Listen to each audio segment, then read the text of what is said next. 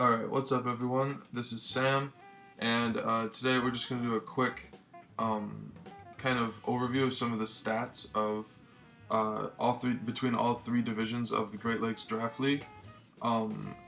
Just kind of some interesting trends, some things that got picked in all three leagues or divisions, some that didn't get picked at all that were surprising. So this sheet is made by Evan Smoke VGC. I will have his Twitch linked in the description, so be sure to go and follow him there. But this is just kind of some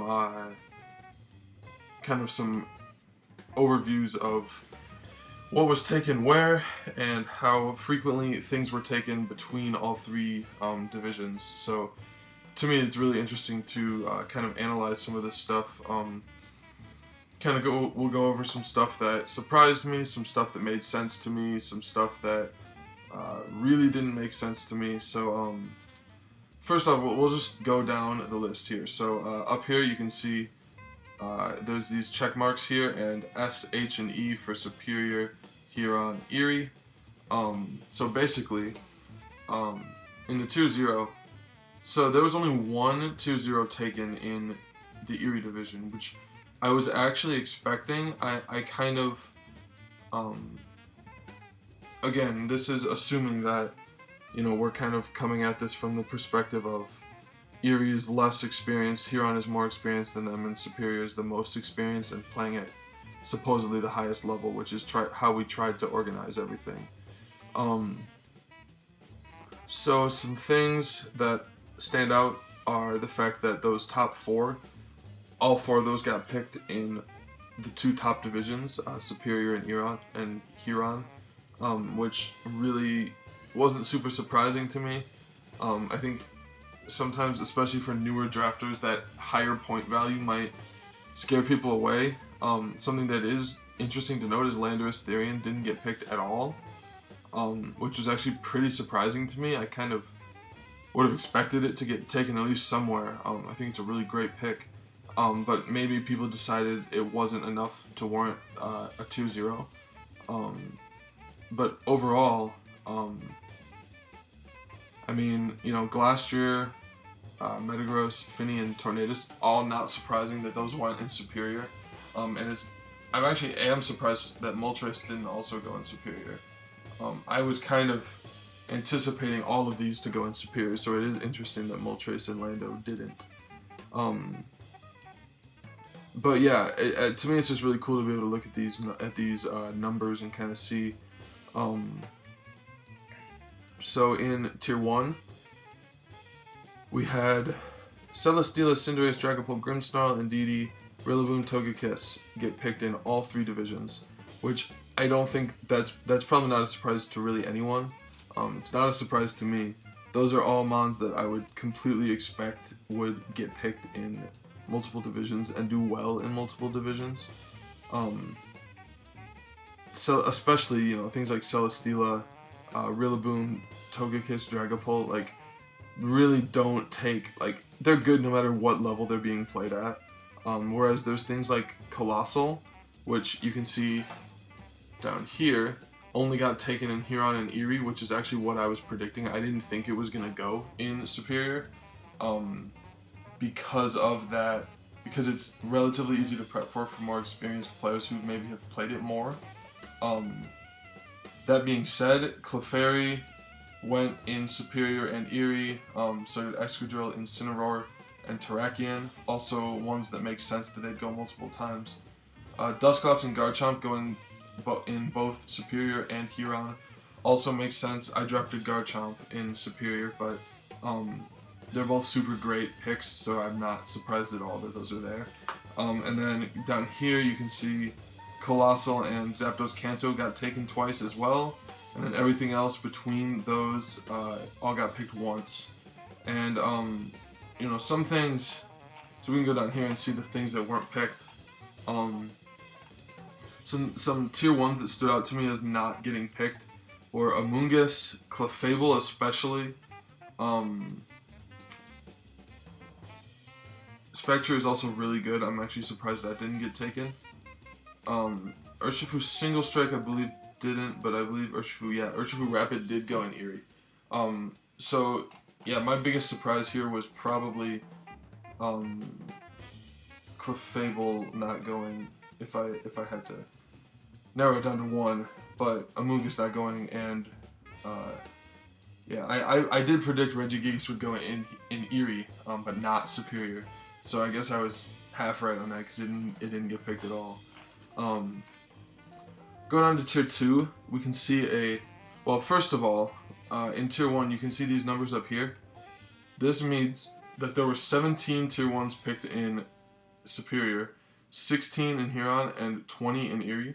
So it's actually interesting to note that Erie teams tended to go more top-heavy and drafted more Tier 1s on average than Superior and Huron did. It's just little interesting things to note.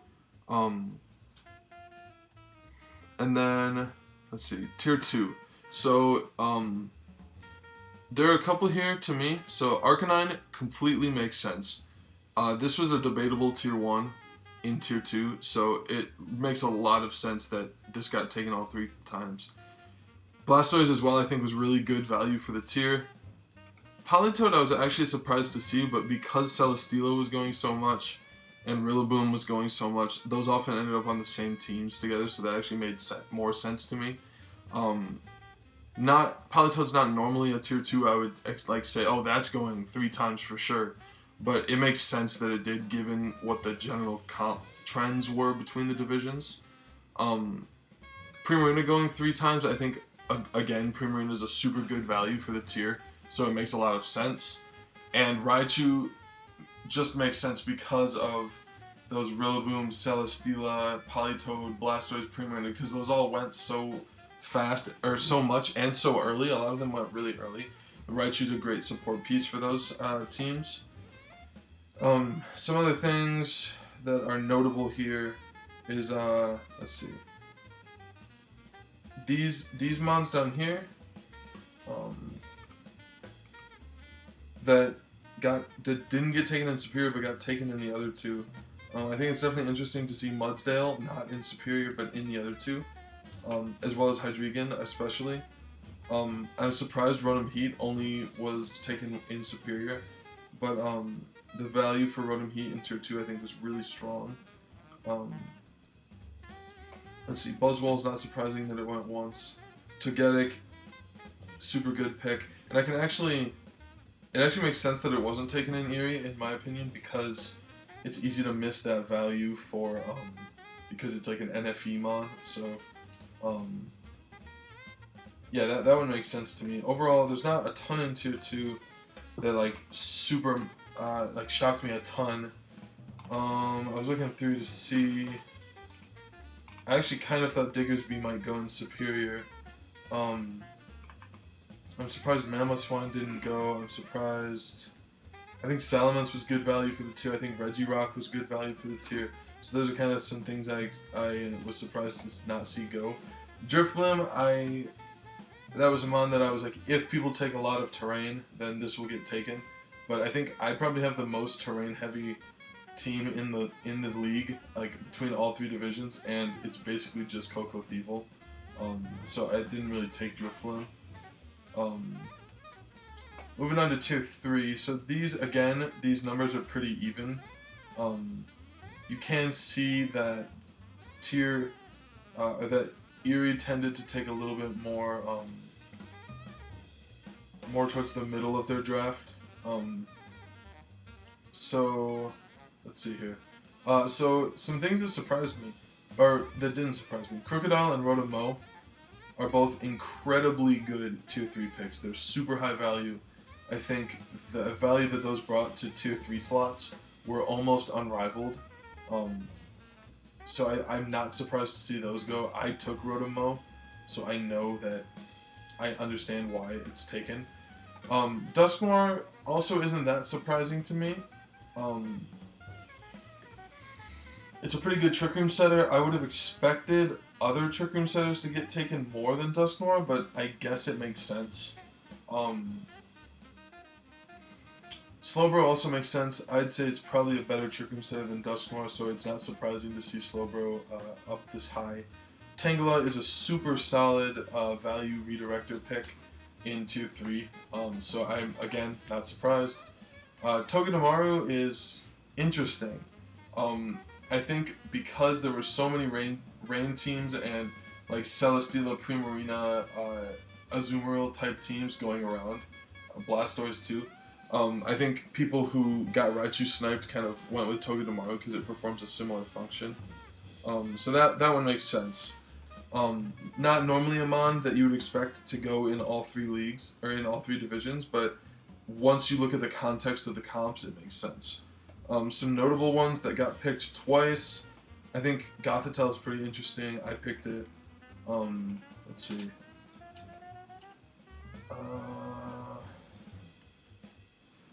Weezing, I'm surprised, went twice. I wouldn't have expected that given Rodriguez didn't go. Let's see, some things that maybe were surprising. I'm shocked that Bolton didn't go. I think Bolton was a great value for the tier. I'm surprised Fungus didn't go. I think...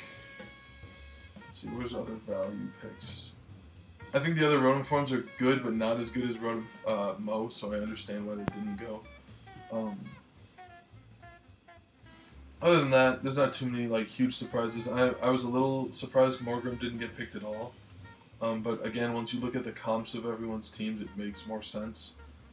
Yeah, I think that's pretty much it for Tier 3. I wasn't surprised a ton by Tier 3. Tier 4 is where, again, the numbers are pretty even here all around.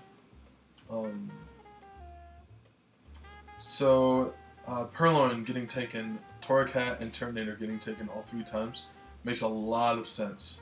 I think Purloin and Torracat were debatably the highest value picks, or 2 of the highest value picks in Tier 4, so I'm really not surprised to see those go in every division. Terminator is also a great Trick Room sweeper, and it can perform a nice, like, diverse set of roles, so again, not surprising. Some that I am surprised to see, Cradily got picked twice. That is definitely interesting. I love the Golurk, I love the Kangaskhan, I love the Wishy-Washy. Ryalu and Togepi I think were great value for this tier, so I'm not surprised that they went twice. Wigglytuff is a phenomenal pick in this tier, so again, not surprised there.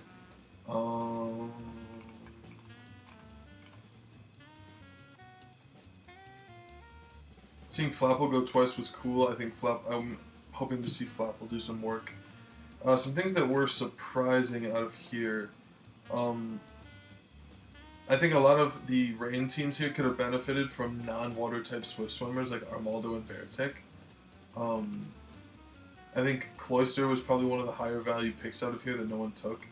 I think Beware was pretty good. I think Cinccino and Carbink are both also really good. Dubwool, the Exegutors,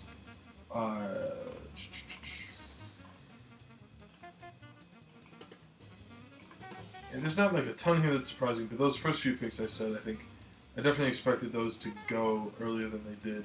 Pangoro as well. I think Pangoro was a steal in Tier 4, and I'm really surprised that it didn't get taken. But yeah, so Tier 5 to me is where it gets really interesting. You can see that Superior drafted way more Tier 5s than Erie. And Huron was closer to Superior, but Erie barely took any Tier 5s, whereas Superior took 23. Divided out into 12 teams, that's an average of almost 2 per team, but I know a lot had 1, so a lot of them had 3, or 4. And no one had 4. It'd be 1 or 3. So I am ecstatic to see the Greedent up this high. I think Greedent is a phenomenal Tier 5 pick. I talked about it in my video with Dan, going over this tier list. I think Greedent was one of the best Tier 5s on this list, and it is not a surprise at all that it went all 3 times.